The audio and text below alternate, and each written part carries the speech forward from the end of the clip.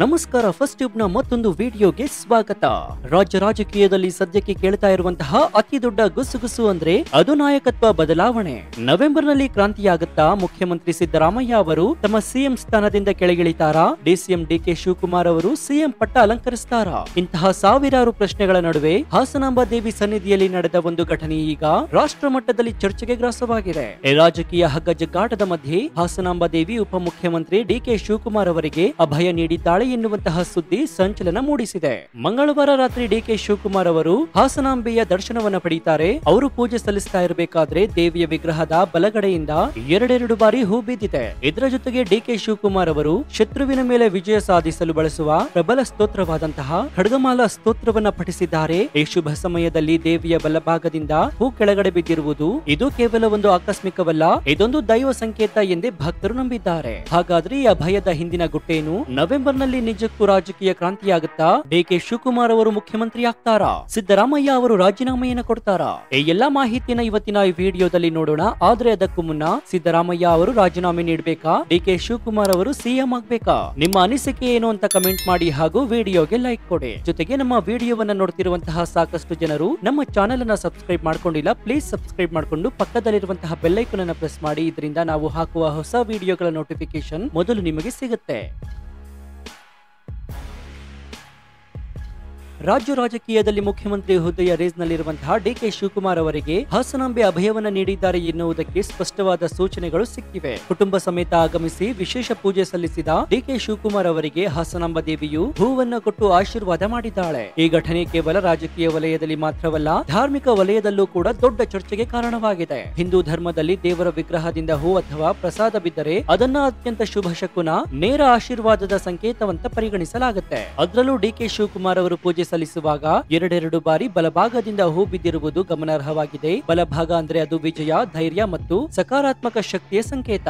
ಇದರರ್ಥ ದೇವಿಯ ಹಾಸನಾಂಬೆ ಡಿಕೆಶಿ ಅವರ ಮನದ ಇಚ್ಛೆಯನ್ನ ಈಡೇರಿಸುತ್ತಾಳೆ ಎಂದೇ ಭಕ್ತರು ವ್ಯಾಖ್ಯಾನಿಸ್ತಾ ಇದ್ದಾರೆ. ಇನ್ನು ಪೂಜೆ ಮಾಡುವ ವೇಳೆ ಡಿಕೆಶಿ ಅವರು ಪಠಿಸಿದ ಖಡ್ಗಮಾಲಾ ಸ್ತೋತ್ರದ ಹಿನ್ನೆಲೆಯನ್ನ ನೀವು ನೋಡಲೇಬೇಕು. ಈ ಸ್ತೋತ್ರವು ಸಾಮಾನ್ಯವಾಗಿ ಶತ್ರುಗಳ ಮೇಲೆ ವಿಜಯ ಸಾಧಿಸಲು, ಅಡೆತಡೆಗಳನ್ನು ನಿವಾರಿಸಲು ಮತ್ತು ಶಕ್ತಿಯನ್ನ ಪಡೆಯಲು ಪಠಿಸಲಾಗುತ್ತೆ. ಸಿಎಂ ಪಟ್ಟದ ಸ್ಪರ್ಧೆಯಲ್ಲಿರುವಂತಹ ಡಿಕೆ ಶಿವಕುಮಾರ್ ಅವರು ಈ ಸ್ತೋತ್ರವನ್ನು ಪಠಿಸಿದ್ದು ಅದೇ ಸಮಯದಲ್ಲಿ ದೇವಿಯಿಂದ ಹೂವು ವರದಾನದ ರೂಪದಲ್ಲಿ ಬಿದ್ದಿದ್ದು ಇದು ಖಂಡಿತವಾಗಿಯೂ ರಾಜಕೀಯ ಪಟ್ಟಾಭಿಷೇಕದ ಸೂಚನೆಯೇ ಎಂಬಂತಹ ಪ್ರಶ್ನೆ ಬಲವಾಗಿ ಮೂಡಿದೆ. ಇನ್ನು ಪೂಜೆ ಮುಗಿಸಿ ಬಂದಂತಹ ಡಿಕೆ ಶಿವಕುಮಾರ್ ಅವರು ಮಾರ್ಮಿಕ ಉತ್ತರವೂ ಕೂಡ ಸಾಕಷ್ಟು ಸುಳಿವನ್ನ ನೀಡಿದೆ. ನಾನುಂಟು ಆ ತಾಯಿ ಉಂಟು, ನಮಗೆ ನಿಮಗೆ ಎಲ್ಲರಿಗೂ ಭಗವಂತ ಶಾಂತಿ ನೆಮ್ಮದಿ ಕೊಟ್ಟು ಕಾಪಾಡಲಿ ಅಂತ ಪ್ರಾರ್ಥಿಸಿದ್ದೇನೆ ಅಂತ ಹೇಳಿದ್ದಾರೆ. ಇದರರ್ಥ ರಾಜಕೀಯದಲ್ಲಿ ಏನೇ ಏಳು ಬೀಳುಗಳು ಬಂದರೂ ಕೂಡ ನಾನು ದೇವಿಯ ಆಶೀರ್ವಾದದ ಬಲದೊಂದಿಗೆ ಮುಂದುವರಿಯುತ್ತೇನೆ ಅನ್ನುವಂತಹ ಆತ್ಮವಿಶ್ವಾಸವನ್ನ ಅವರು ಹೊರಹಾಕಿದ್ದಾರೆ. ನಾನುಂಟು ಆ ತಾಯಿ ಉಂಟು ಎಂಬ ಮಾತು ತಮ್ಮ ಅಧಿಕಾರದ ಆಕಾಂಕ್ಷೆಯನ್ನ ದೇವಿಗೆ ಬಿಟ್ಟುಕೊಟ್ಟಿದ್ದೇನೆ ಎನ್ನುವುದನ್ನ ಸ್ಪಷ್ಟಪಡಿಸಿದ್ದಾರೆ. ಇನ್ನು ಕಳೆದ ವರ್ಷ ಸಿಎಂ ಸಿದ್ದರಾಮಯ್ಯ ಅವರು ಸಹ ಖಡ್ಗಮಾಲಾ ಸ್ತೋತ್ರವನ್ನ ಪಠಿಸಿ ಪೂಜೆಯನ್ನು ಸಲ್ಲಿಸಿದ್ರು. ಆದ್ರೆ ಈ ಬಾರಿ ಸಿದ್ದರಾಮಯ್ಯ ಅವರು ಬರುವುದಕ್ಕಿಂತ ಮುಂಚೆಯೇ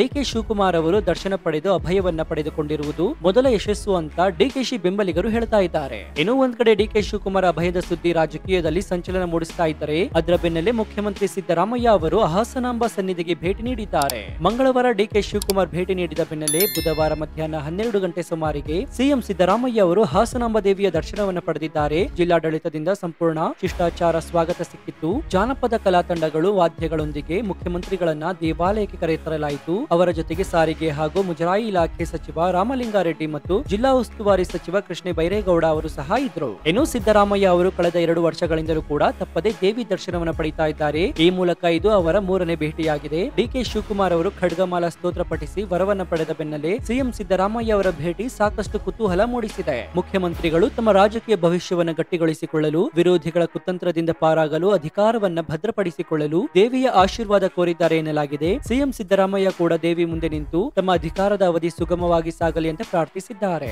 ಇನ್ನು ಇಲ್ಲಿ ರಾಜಕೀಯ ಲೆಕ್ಕಾಚಾರದ ಬಗ್ಗೆ ನೋಡೋದಾದ್ರೆ ಡಿಕೆ ಶಿವಕುಮಾರ್ ಹಾಗೂ ಸಿದ್ದರಾಮಯ್ಯ ಇಬ್ಬರು ಒಂದೇ ದೇವಾಲಯಕ್ಕೆ ಅಲ್ಪಾವಧಿಯಲ್ಲಿ ಭೇಟಿ ನೀಡಿ ಪೂಜೆ ಸಲ್ಲಿಸಿರುವುದು ರಾಜ್ಯ ರಾಜಕೀಯದಲ್ಲಿ ನಡೀತಾ ಇರುವಂತಹ ಪೈಪೋಟಿಗೆ ಧಾರ್ಮಿಕ ಧಾರ್ಮಿಕ ಲೇಪನ ನೀಡಿದಂತಾಗಿದೆ. ಡಿಕೆಶಿ ಬೇಗ ಬಂದು ಅಭಯ ಪಡೆದಿರುವುದು ಒಂದು ಕಡೆಯಾದ್ರೆ, ಸಿಎಂ ಸಿದ್ದರಾಮಯ್ಯ ಕೂಡ ತಮ್ಮ ಸ್ಥಾನ ಭದ್ರಪಡಿಸಿಕೊಳ್ಳಲು ಆ ತಾಯಿಯ ಮೊರೆ ಹೋಗಿರುವುದು ಇಬ್ಬರು ನಾಯಕರು ರಾಜಕೀಯವಾಗಿ ಸಂಕಷ್ಟದಲ್ಲಿ ಇದ್ದಾರೆ ಎನ್ನುವುದನ್ನ ತೋರಿಸುತ್ತೆ. ಇನ್ನು ಹಾಸನದ ಹಾಸನಾಂಬ ದೇವಾಲಯ ಕೇವಲ ಧಾರ್ಮಿಕ ಕೇಂದ್ರವಲ್ಲ, ಇದು ಕರ್ನಾಟಕ ರಾಜಕೀಯ ನಾಯಕರಿಗೆ ಒಂದು ಪ್ರಮುಖ ಶಕ್ತಿ ಕೇಂದ್ರವೂ ಹೌದು. ಈ ದೇವಾಲಯದ ಮಹತ್ವ ಮತ್ತು ಇತಿಹಾಸವನ್ನು ನಾವು ತಿಳಿದುಕೊಳ್ಳಬೇಕಾಗುತ್ತೆ. ಹಾಸನ ಜಿಲ್ಲೆಯ ಈ ಪ್ರಸಿದ್ಧ ದೇವಾಲಯ 12ನೇ ಶತಮಾನದಲ್ಲಿ ನಿರ್ಮಿತವಾಗಿದೆ ಅಂತ ನಂಬಲಾಗಿದೆ. ಇದು ದುರ್ಗಾ ಮಾತೆಯ ಶಕ್ತಿ ಸ್ವರೂಪ. ಇದರ ವಿಶೇಷ ಏನಂದ್ರೆ ದೇವಾಲಯದ ಬಾಗಿಲುಗಳು ವರ್ಷಕ್ಕೆ ಕೇವಲ ಒಮ್ಮೆ ದೀಪಾವಳಿಯ ಹಬ್ಬದ ಸಂದರ್ಭದಲ್ಲಿ ಒಂದು ವಾರ ಕಾಲ ಮಾತ್ರ ತೆರೆಯುತ್ತೆ. ಈ ಸಮಯದಲ್ಲಿ ಲಕ್ಷಾಂತರ ಭಕ್ತರು ಬಂದು ದರ್ಶನವನ್ನ ಪಡೆಯುತ್ತಾರೆ. ಈ ವರ್ಷ ಅಂದ್ರೆ 2025ರ ದೀಪಾವಳಿ ಸಂದರ್ಭದಲ್ಲಿ ಅಕ್ಟೋಬರ್ 9ರಂದು ಬಾಗಿಲು ತೆರೆದಿದೆ. ಈ ಒಂದು ವಾರದ ದರ್ಶನದ ಅವಧಿಯಲ್ಲಿ ರಾಜ್ಯದ ಪ್ರಮುಖ ರಾಜಕಾರಣಿಗಳು ಕಡ್ಡಾಯವಾಗಿ ಭೇಟಿ ನೀಡಿ ಪೂಜೆಯನ್ನು ಸಲ್ಲಿಸುವುದು ಒಂದು ವಾಡಿಕೆ. ಅಧಿಕಾರ, ವಿಜಯ ಮತ್ತು ಭವಿಷ್ಯಕ್ಕಾಗಿ ಇಲ್ಲಿ ಸಂಕಲ್ಪ ಮಾಡ್ತಾರೆ. ಹಿಂದಿನಿಂದಲೂ ರಾಜಕೀಯ ನಾಯಕರು ತಮ್ಮ ಅಧಿಕಾರ ಲಭಿಸಲು ಅದನ್ನು ಉಳಿಸಿಕೊಳ್ಳಲು ಈ ದೇವಾಲಯಕ್ಕೆ ಬಂದು ಪ್ರಾರ್ಥನೆ ಸಲ್ಲಿಸುತ್ತಾ ಬಂದಿದ್ದಾರೆ. ಈ ಬಾರಿಯೂ ಉಪಮುಖ್ಯಮಂತ್ರಿ ಡಿಕೆ ಶಿವಕುಮಾರ್ ಅವರು ಭೇಟಿ, ಅವರಿಗೆ ದೇವಿ ನೀಡಿರುವ ಅಭಯವು ಇಡೀ ರಾಜಕೀಯ ಸಮೀಕರಣವನ್ನೇ ಬದಲಿಸುವಂತಹ ಸಾಮರ್ಥ್ಯ ಹೊಂದಿದೆ ಎನ್ನಲಾಗ್ತಾ ಇದೆ. ಇನ್ನು ಹಾಸನಾಂಬ ಸನ್ನಿಧಿಯ ಈ ಎರಡೂ ಪ್ರಮುಖ ಭೇಟಿಗಳು ರಾಜ್ಯದ ರಾಜಕೀಯದಲ್ಲಿ ನವೆಂಬರ್ ಕ್ರಾಂತಿಯಾಗುತ್ತಾ ಎಂಬ ಪ್ರಶ್ನೆಯನ್ನ ಮತ್ತಷ್ಟು ಬಲಪಡಿಸಿದೆ. ಆರಂಭದಲ್ಲಿ ಅಧಿಕಾರ ಹಂಚಿಕೆ ಸೂತ್ರದ ಚರ್ಚೆಗಳು, ನಂತರ ಸಚಿವರ ಅಸಮಾಧಾನ ಮತ್ತು ಈಗ ವಿರೋಧಿಗಳ ವಿರುದ್ಧ ಖಡ್ಗಮಾಲ ಸ್ತೋತ್ರ ಪಠಿಸಿದ್ದು, ಇವೆಲ್ಲವೂ ನವೆಂಬರ್ನಲ್ಲಿ ನಾಯಕತ್ವ ಬದಲಾವಣೆಯಾಗುವ ಸಾಧ್ಯತೆಗಳನ್ನು ಹೆಚ್ಚಿಸಿವೆ. ರಾಜ್ಯ ಕಾಂಗ್ರೆಸ್ನಲ್ಲಿ ನಾಯಕತ್ವ ಬದಲಾವಣೆಯ ಚರ್ಚೆಗಳು ಮುನ್ನೆಲೆಗೆ ಬಂದಿದ್ದು, ಈ ನವೆಂಬರ್ ತಿಂಗಳು ರಾಜಕೀಯವಾಗಿ ಬಹಳ ನಿರ್ಣಾಯಕವಾಗಬಹುದು ಎನ್ನುತ್ತಾರೆ ರಾಜಕೀಯ ವಿಶ್ಲೇಷಕರು. ಹಾಗಾದ್ರೆ ಡಿಕೆಶಿ ಅವರು ಸಿಎಂ ಆಗ್ತಾರಾ? ದೈವ ಸಂಕೇತವನ್ನ ನೋಡಿದ್ರೆ ಹಾಸನಾಂಬೆಯು ವರವನ್ನ ಕೊಟ್ಟಿದ್ದಾಳೆ, ಬಲಭಾಗದಿಂದ ಉಬ್ಬಿದ್ದಿದೆ. ಇನ್ನು ಪಕ್ಷದಲ್ಲಿ ಪ್ರಬಲ ಸಂಘಟಕ, ಹೈಕಮಾಂಡ್ ನ ವಿಶ್ವಾಸವನ್ನು ಡಿಕೆಶಿ ಅವರು ಗಳಿಸಿದ್ದಾರೆ. ಇನ್ನು ಖಡ್ಗಮಾಲ ಸ್ತೋತ್ರ ಪಠಿಸಿದ್ದು ಅವರ ಸ್ಪಷ್ಟ ಆಕಾಂಕ್ಷೆಯನ್ನು ತೋರಿಸ್ತಾ ಇದೆ. ಹಾಗಾದ್ರೆ ಸಿದ್ದರಾಮಯ್ಯ ಅವರ ಭವಿಷ್ಯವೇನು? ಹೈಕಮಾಂಡ್ ಸಿದ್ದರಾಮಯ್ಯ ಅವರ ಆಡಳಿತದಿಂದ ತೃಪ್ತರಾಗಿದ್ದಾರೆ, ಅವರಿಗೆ ಮುಂದುವರಿಯುವ ಅವಕಾಶವ ಸಿಗಬಹುದು. 5 ವರ್ಷ ಪೂರೈಸುವ ಅವಕಾಶ ನೀಡಬೇಕು ಎಂಬ ಬೇಡಿಕೆ ಸಿಎಂ ಬೆಂಬಲಿಗರದ್ದಾಗಿದೆ. ಇನ್ನು ದೇವಿ ಮುಂದೆ ಪ್ರಾರ್ಥನೆ ಮಾಡಿರುವಂತಹ ಸಿಎಂ ಹೈಕಮಾಂಡ್ ನಿರ್ಧಾರಕ್ಕಾಗಿ ಕಾಯ್ತಾ ಇದ್ದಾರೆ. ಇನ್ನು ಡಿಕೆಶಿ ಅವರಿಗೆ ದೇವಿಯ ಬಲಭಾಗದ ಹೂ ಅಭಯ ನೀಡಿದರೆ, ಸಿಎಂ ಸಿದ್ದರಾಮಯ್ಯ ಕೂಡ ದೇವಿಯ ದರ್ಶನ ಪಡೆದು ಭವಿಷ್ಯಕ್ಕಾಗಿ ಬೇಡಿಕೊಂಡಿದ್ದಾರೆ. ಈ ಇಬ್ಬರ ಪೈಪೋಟಿಯ ಫಲಿತಾಂಶವನ್ನ ದೇವಿ ಹಾಸನಾಂಬೆ ಇಬ್ಬರಲ್ಲಿ ಯಾರ ಪರವಾಗಿ ನಿಲ್ತಾಳೆ ಎಂಬುದು ಮುಂದಿನ ದಿನಗಳಲ್ಲಿ ರಾಜ್ಯ ರಾಜಕೀಯದಲ್ಲಿ ಸ್ಪಷ್ಟವಾಗಲಿದೆ. ಒಟ್ನಲ್ಲಿ ಹಾಸನಾಂಬೆಯ ಈ ಭೇಟಿಗಳು ಕೇವಲ ಧಾರ್ಮಿಕ ಕಾರ್ಯಕ್ರಮಗಳಾಗಿ ಉಳಿದಿಲ್ಲ, ಇದು ರಾಜ್ಯದ ರಾಜಕೀಯ ಭವಿಷ್ಯವನ್ನು ನಿರ್ಧರಿಸುವ ಒಂದು ಪ್ರಮುಖ ಘಟನೆಯಾಗಿ ಮಾರ್ಪಟ್ಟಿದೆ. ಹಾಗಾದ್ರೆ ನಿಮ್ಮ ಪ್ರಕಾರ ಹಾಸನಾಂಬೆಯವರ ಯಾರಿಗೆ ಸಿಕ್ಕಿದೆ? ನವೆಂಬರ್ ನಲ್ಲಿ ಕ್ರಾಂತಿಯಾಗುತ್ತಾ? ನಿಮ್ಮ ಅಭಿಪ್ರಾಯವನ್ನ ಕಮೆಂಟ್ ಮಾಡಿ ತಿಳಿಸಿ ಹಾಗೂ ವಿಡಿಯೋಗೆ ಲೈಕ್ ಕೊಡಿ. ಜೊತೆಗೆ ನೀವಿನ್ನೂ ನಮ್ಮ ಚಾನೆಲ್ ಅನ್ನ ಸಬ್ಸ್ಕ್ರೈಬ್ ಮಾಡ್ಕೊಂಡಿಲ್ಲ ಅಂದ್ರೆ ಈ ಕೂಡಲೇ ಸಬ್ಸ್ಕ್ರೈಬ್ ಮಾಡ್ಕೊಂಡು ಪಕ್ಕದಲ್ಲಿರುವಂತಹ ಬೆಲ್ ಐಕಾನ್ ಅನ್ನು ಪ್ರೆಸ್ ಮಾಡಿ. ಇದರಿಂದ ನಾವು ಹಾಕುವ ಹೊಸ ವಿಡಿಯೋಗಳ ನೋಟಿಫಿಕೇಶನ್ ಮೊದಲು ನಿಮಗೆ ಸಿಗುತ್ತೆ. ಇದಾಗಿತ್ತು ಈ ಕ್ಷಣದ ವಿಶೇಷ. ನೋಡ್ತಾ ಇರಿ ಫಸ್ಟ್ ಟ್ಯೂಬ್ ಕನ್ನಡ. ಧನ್ಯವಾದ.